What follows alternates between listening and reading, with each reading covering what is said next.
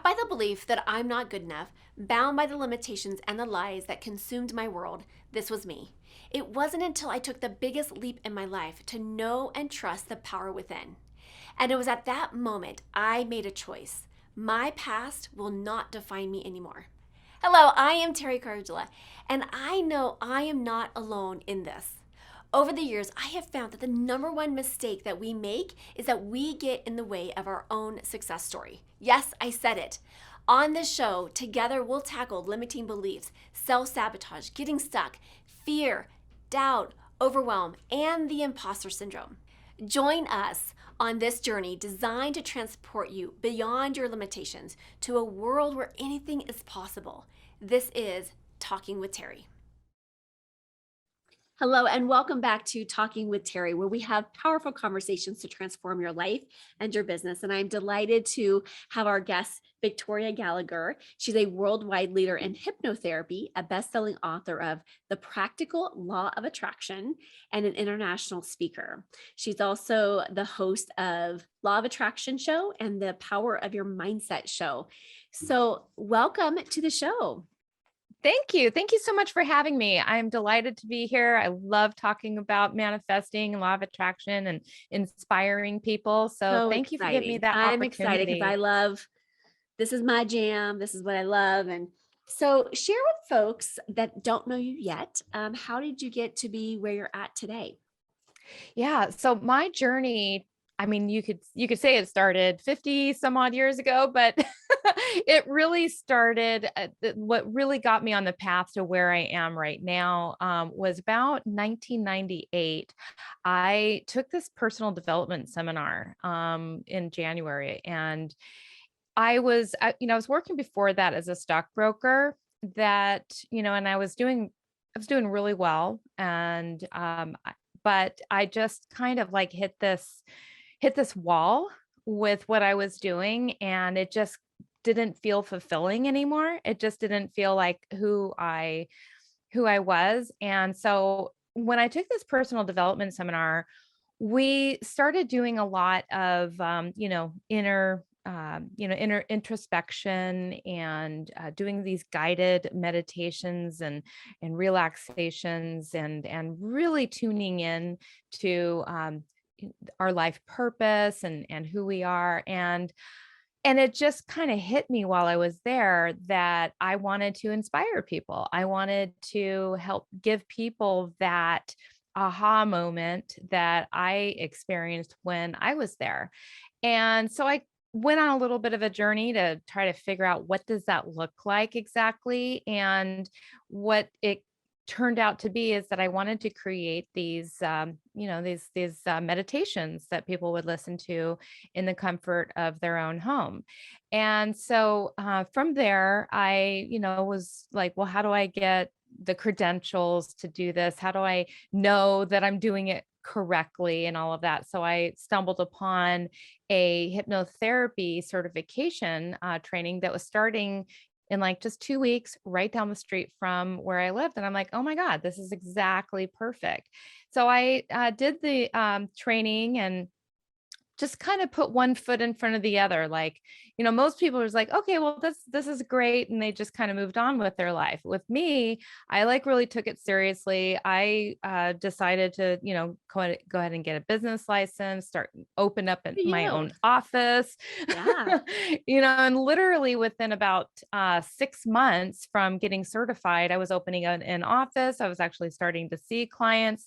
But what happened was my branch manager, where I worked as a stockbroker, found out about what I was doing. And I didn't think it was like a conflict of interest or anything, but he said that it was. And so he gave me an ultimatum, and he told me that I needed to make a decision between my 6-figure-a-year job as a stockbroker and my no-figure-a-year job as a Let me think hypnotherapist. about this. Let me think. And let me guess. You're one of us that chose the latter. Absolutely. Absolutely. And it was why do we do this to ourselves? It was the craziest thing. I mean, most people could not even possibly understand. And it's like, is this, really that bad? I mean, is it really? And it's not that it was that bad. It was just like, I really felt like it was an integrity thing. Like I really felt like it was no longer in integrity for me to do something just because I was making a good paycheck. Yeah. And I said, I'd rather make, even if it was only 25,000 a year, which is below the poverty level, but like Yeah. I'm like, it wasn't at the time, but it is now.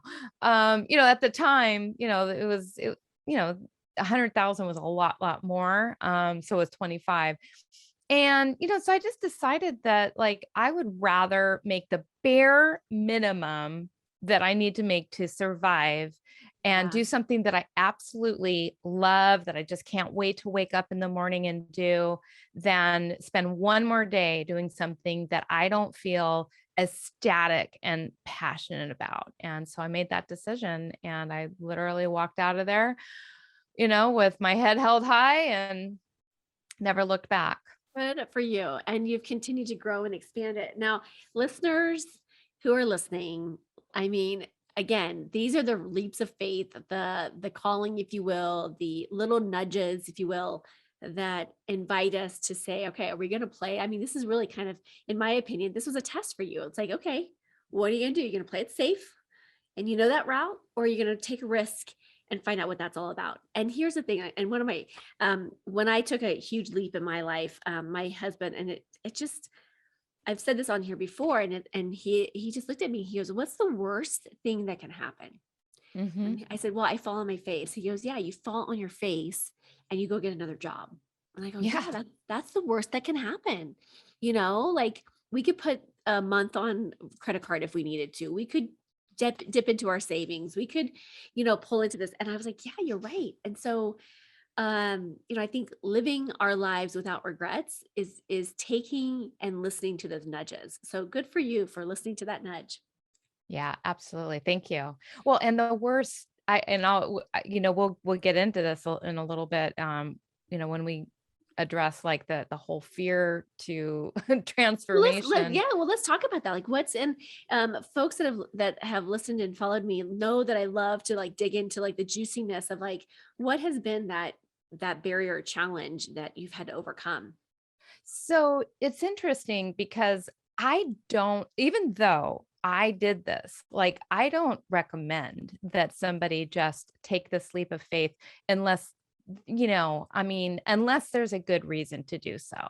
Because, at the time that I did that, I was all high on and all hopped up on personal growth and learning about law of attraction and learning about do what you love and the money will follow. And so would I do this exact same thing again? Absolutely, 100%. But I was still a kind of a baby when it came to having this really integrated into my subconscious belief system. And yeah, you know what? I did fall flat on my face. Within a couple of months after quitting my job, a couple things happened. Number one, I forwent the insurance that they offered to you. And so being working for myself, I didn't have any insurance. And I ended up in the hospital with a lung collapse and $30,000 in debt. Wow. So that's number one. Number two, my ex-husband and we never settled our divorce the right way, and we just kind of trusted each other. And he went up and just racked up all these credit cards and everything. He was not good with money. It wasn't like he did it on purpose. He just didn't understand. And he filed bankruptcy. So all of that debt went over to me. So there's Heavens. another $25,000 in debt. And not to mention the fact, all these new business expenses that I was taking on, Yeah. new computers and new furniture for my office and all of the advertising and everything that I was doing. I was just racking up money. And so I was really, really in over my head with no income coming in. I mean, really, maybe $1,000 or something like that, but not enough to Really, truly. handle Yeah. Yeah. like $6,000 a month overhead at this point. And so I was just going downhill fast. And before you knew it, about a year went by and I ended up having to file for bankruptcy. And I was, trying to, and then on top of that, I was having to borrow money from my dad, my sister, my mom, my friends. And it was just my ego was just crushing and crumbling. Yeah. And and I kind of started feeling a little bit like a victim, like somebody doesn't want me to succeed out there. Yeah. And, so this all happened. This was, right around year 2000. And I was also, the largest I'd been in my life, weight wise. I was also, it just getting out of a really, really bad, unhealthy back and forth kind of relationship. And it just sort of hit me at this point. And I was so scared. Like I was just like in the most fear because it was like I'm the kind of person, I'm very stubborn, and there's no way I was going to go back to work. Like I was so free from working, even though like I mean most people were like, Victoria, I think you need to go get a job. Yeah. And I would probably recommend somebody else do that. But for me, like I just, I just couldn't do it. I could not go back to work. And anyway, it was this transformational moment where I just fell to my hands and knees. It sounds so dramatic, but I really did. I fell to my hands and knees and I'm just crying. I'm just bawling. I'm just having like the most cathartic experience of my life. I'm just like, this isn't what I signed up for. Why is this happening to me? And I just heard this voice from within. And it was really interesting because I was kind of being a hypocrite. I was making all of these wonderful meditative personal development recordings to help people to get their mindset right. And do you think I was listening to them?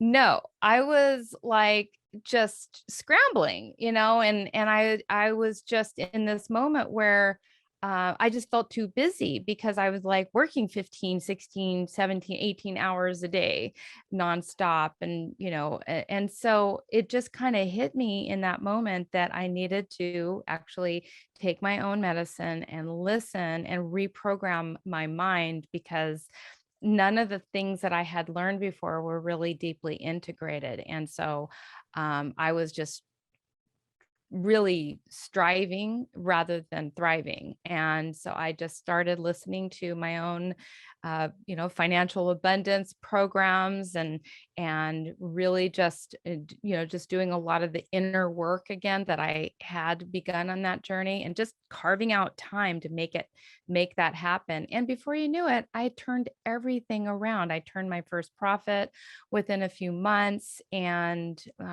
life just improved. And so I just vowed, to never let that kind of thing happen again. So that's the I think that's a transformation. really great point that you say is that it wasn't integrated, right? Yes. We can speak something and we can be out there shouting it and saying, "Oh my gosh, law of attraction," but and or, quantum physics and things like this, but like if we are not implementing it into our day and if it's not like the default mode and we've not replaced that default mode from whatever mode we were in, whether that's scarcity or I'm not good enough, or whatever those belief systems that have been running. And for some of us, it's been running for decades, decades and decades, and so if we have not taken the time to really kind of unpack that and really um, do the inner work to transition and transform the default mode, it really can. I mean, that's the implementation, which is brilliant, and it can really leave us in a really difficult way. And for a long, I don't know what year it was when Oprah had kind of highlighted The Secret. I want to say it was like Hmm. 2000 ish. Um, but one of the things that I felt like was kind of missing from that first, series or movie, was we didn't talk about the unconscious. It was like, okay, go out and now do this and just think about this and say your affirmations. Well, there's a yes, that's helpful if you've done the deeper work. If you've not done the deeper work, it's not going to work, because that's the unconscious scripts. That's the programming that is going to constantly show up. And that's the results that we're going to get. And and people will get frustrated and be like, it doesn't work, because I'm not seeing the results, So I love that you say that Exactly. it wasn't, yet infused, as that default for you. Yeah, and that's why I tell that story is because, I think there's so many people out there that they give up too soon because they're not seeing the results. They may go through a situation kind of like I was going through, maybe on a micro scale with something else that they've got going on in their life. And it's an uphill battle, but it's because they haven't gotten this into the subconscious part of the mind.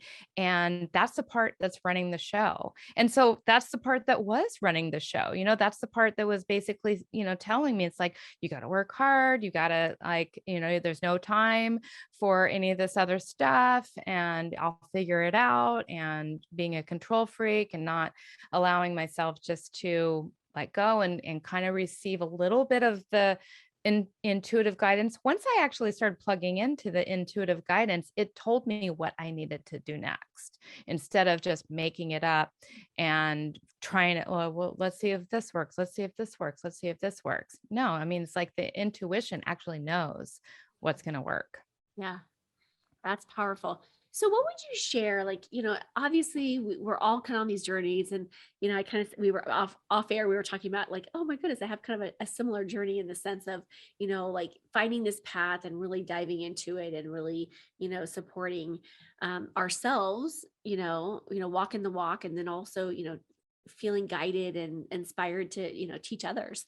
So I don't know, what are some of your favorites? Tools and strategies that you use, in your life, and also working with clients that the listeners can take away and implement these into their lives today as well. Yeah. So, it for me, it all starts with every single morning. I do get quiet, and I go into my meditation room, and I have anywhere from 5 to 30 minutes of just a complete silent meditation. And the reason why this silent meditation is so important, because I also go into doing my hypnosis, my guided, meditations and hypnosis as well. But I always start off with that because here's the thing: in the silent meditation, your mind's going to kind of run wild, and it's going to tell you where you're at. It's going to, let you know how much chaos is going on. And, your whole mission during that is really just to guide your thinking back to center, to whatever you're focused on. And the whole reason for that exercise, though, is like throughout the day, if we are letting our minds run all over the place, then we're not really running the show. Our thoughts, the scattered, chaotic thoughts that we all have are running the show. And so we'll find ourselves doing things and starting to travel down maybe negative pathways. Oh, this isn't working, or oh, maybe I do need to go ahead and get that job, or whatever it is, these negative thoughts will start to take over. And so we can either go down the path and continue that negative thought, or we can stop that and bring it back to what we choose to think instead. And it's much easier said than done, but when you take time to actually train the mind every single day in, day out, you're going to be able to catch, oh yeah, I'm starting to think in that way. And those thoughts really are either going to work for you or they're going to work against you. So that's one of the things that I really work with my clients on, is that sense of awareness. I really do feel like awareness is one of the best qualities that you can develop, is to become aware. What am I thinking? What am I feeling? What Uh, actions am I taking? Am I doing the most effective and efficient thing that's going to lead me toward my goal? Or am I just on this hamster wheel? Am I just thinking the same repetitive thoughts that I was thinking yesterday and the day before that, my whole life? We've got to, if we want to create anything new, we've got to think in new ways.